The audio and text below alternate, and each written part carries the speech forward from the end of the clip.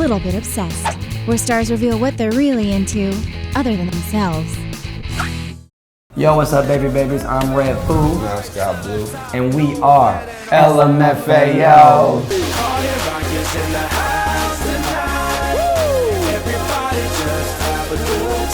We are a little obsessed. A little obsessed. With the secret. The secret, it's a law. It talks about a law of attraction. Whatever you are imagining, you're attracting into your life. That red sports car, oh, that's that car I want. But at the same time, it could be what you don't want as well. Why am I always broke? Why don't I get girls? And you're gonna attract that. You're imagining yourself being broke. You're imagining yourself not attracting girls, and that's gonna be your result. If that law is true, then you might as well just think about what you want. In a nutshell, that's what we did. Make more money, lose weight, fall in love, land your dream job. We were before it got We got there before, bro. Why do you call it the secret? What we do is we attract into our lives the things that we want. I was at my cousin's house, and they're into a lot of weird stuff. I sat down, and then I started getting into it, and then I found myself just watching it, then rewatching it. He brought it over. This is it, man. Dude, just watch this.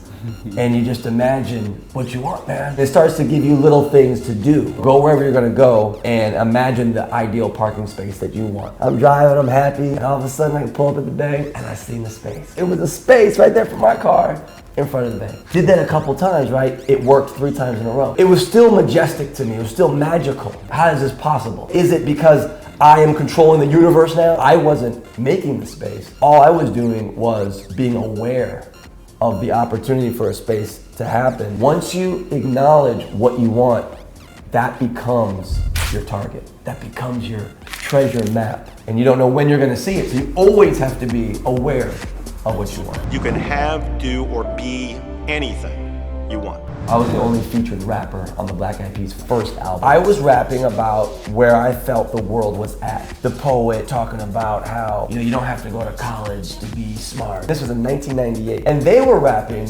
about, I want to travel the world and see every city and get all the girls and get money and all that stuff. I got my money, let's spin it up. They got money, they became the Black Eyed Peas, and and I was still that person judging what the world was, and I said that was the secret. They just talked about what they wanted, and they moved toward that. I talked about how the fact that you don't have to go to college and be smart and all that stuff, and I had that. Some people say, I'm happy making $60,000. So they go get a job that they think makes $60,000. My thing is $1 billion. Why did I pick that high thing? Because I was bored picking anything lower. When we created Shots, it was, we're gonna create the biggest drinking song ever. Shots, shots, shots, shots, shots, shots, shots, shots, shots, shots, shots, shots, shots, shots. Everybody! It was the intention. It was, people say, are you surprised Shots is the biggest song in the club? Honestly, we're not surprised. Literally 4 months ago, it was, I want to be number one. I want to experience number one. Every song that I mix now, is this gonna go number one? And I'm seeing it number one, and I'm listening to it. It's like a fantasy. Always constantly